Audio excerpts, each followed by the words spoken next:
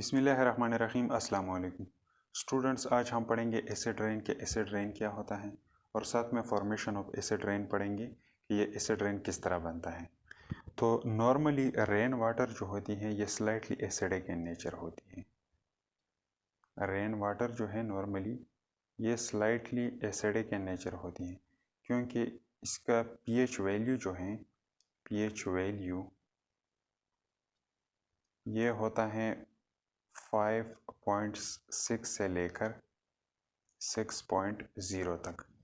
Normally rain water जो होती है ये स्लाइटली एसिडिक इन नेचर होती है क्योंकि इसका पीएच वैल्यू 5.6 से लेकर 6.0 तक होती है।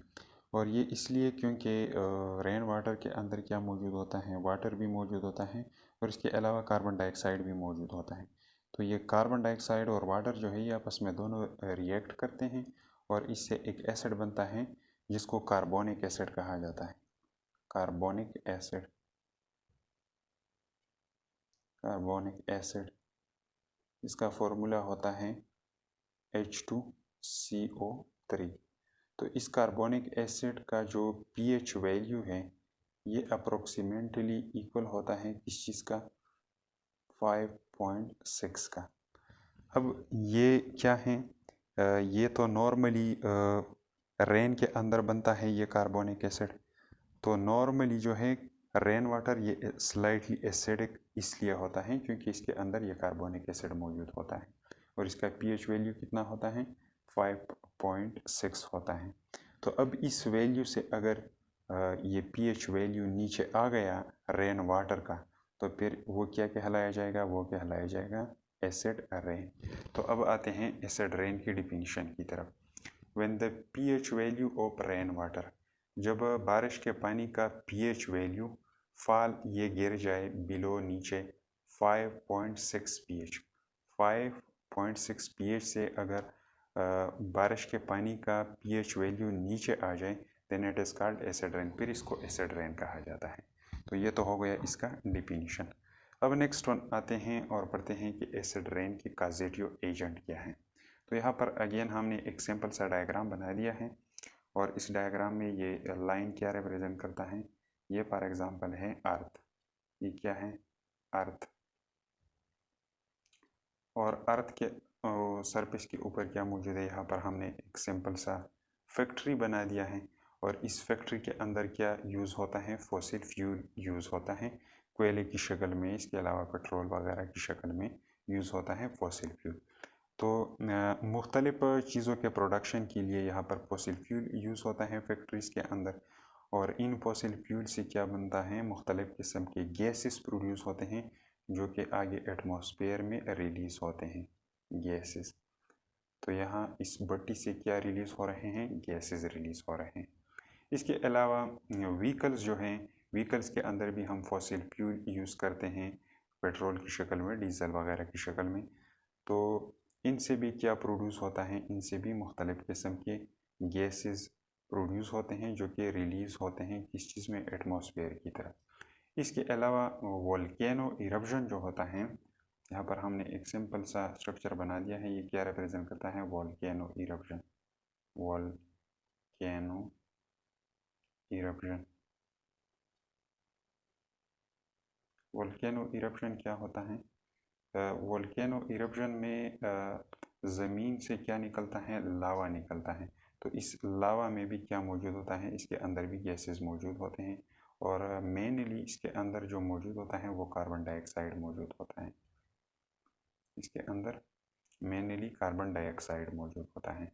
तो अब ये गैसेस जो हैं फैक्ट्री से जो रिलीज़ हो रहे हैं, इसके अलावा व्हीकल से जो रिलीज़ हो रहे हैं, इसके अलावा वोल्केनो इरप्शन से जो रिलीज़ हो रहे हैं, इनमें कौन कौन से गैसेस मौजूद होते हैं। तो इसके अंदर कार्बन के ऑक्साइड्स मौजूद होते हैं और मेनली कार्बन डाइऑक्साइड मौजूड होता है। इसके अलावा नाइट्रोजन के ऑक्साइड्स मौजूद होते हैं। यहाँ पे ऑक्साइड्स को मैंने एक्स से रिप्रेजेंट कर दिया, मतलब मोनोडाई वगैरह हो सकते हैं। और इसके अलावा क्या मौजूद होता है, सल्फर के ऑक्साइड्स मौजूद होते हैं, मोनोडाई ट्राई वगैरह हो सकते हैं। तो ये गैसेस कहाँ पे, ये ऊपर इस एटमॉस्फेयर में क्या हो जाते हैं, यहाँ पर एकोमुलेट हो जाते हैं।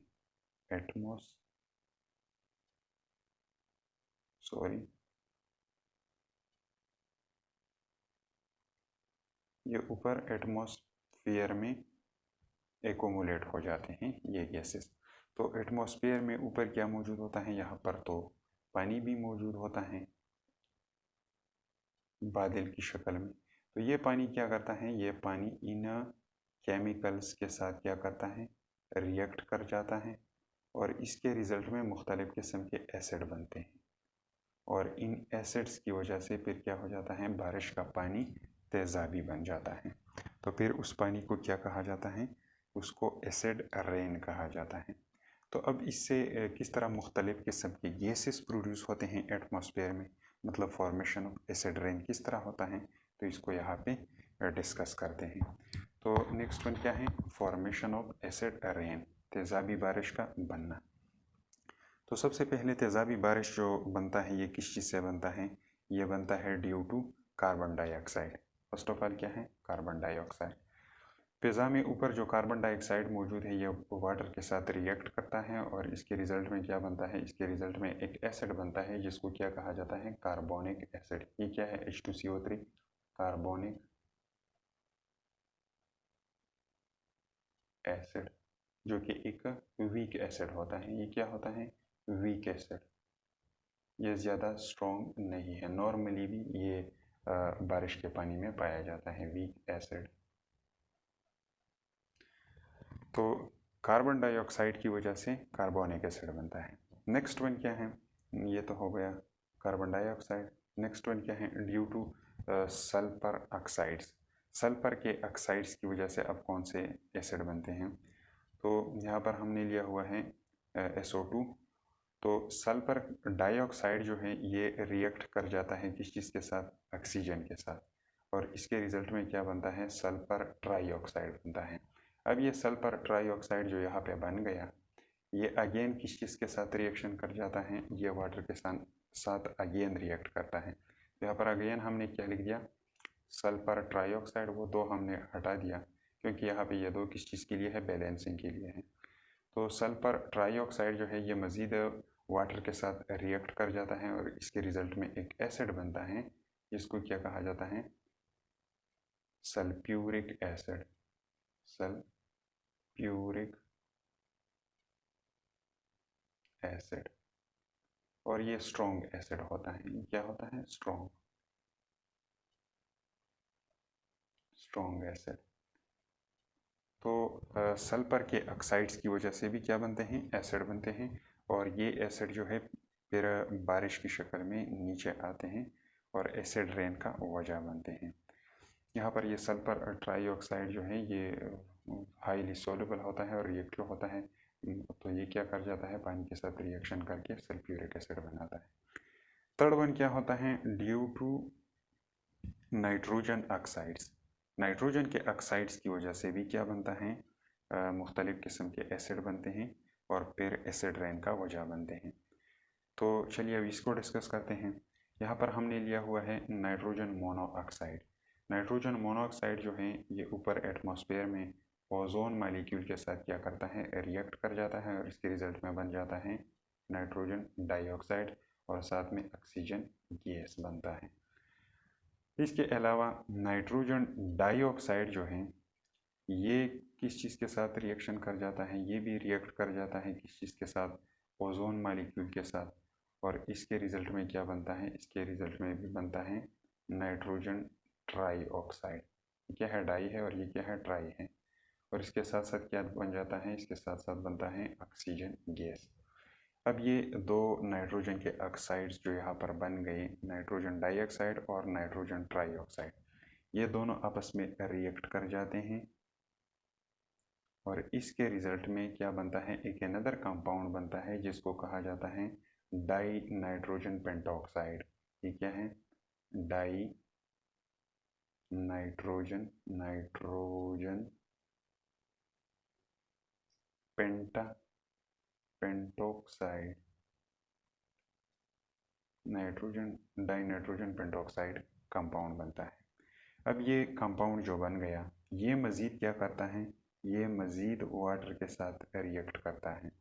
ऊपर एटमॉस्फेयर में जो पानी मौजूद है उसके साथ मज़ीद ये क्या कर जाता है, रिएक्ट कर जाता है, और इसके रिज़ल्ट में बनता है एक एसिड जो कि क्या है HNO3, और इस एसिड को कहा जाता है नाइट्रिक एसिड। ये क्या है, नाइट्रिक एसिड। तो एक एसिड तो ये बन गया।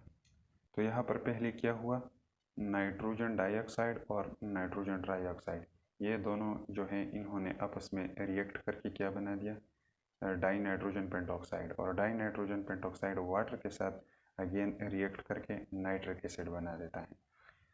इसके अलावा एटमॉस्फेयर में जो बाकी नाइट्रोजन ट्राइऑक्साइड के मालिक्यूल मौजूद होते हैं, ये भी किस चीज़ के साथ रिएक्ट कर जाते हैं, ये भी वाटर के साथ रिएक्ट करते हैं, और इसी तरह ये दो एसिड मज़ीद बनाते हैं। एक जो है HNO3, ये क्या है, ये है नाइट्रिक एसिड, और इसके अलावा एक अनदर एसिड भी बनाते हैं जो कि क्या है HNO2, और इसको कहा जाता है नाइट्रस एसिड। ये क्या है, नाइट्रस एसिड। तो यहाँ पर क्या बनते हैं, एटमॉस्फेयर के अंदर ये मुख्तलिफ किस्म के एसिड बनते हैं।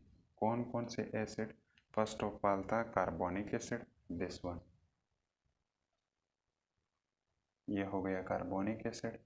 नेक्स्ट वन क्या था, सल्फ्यूरिक एसिड, ये दूसरा हो गया। थर्ड वन क्या था, यहाँ पे नाइट्रिक एसिड बन गया,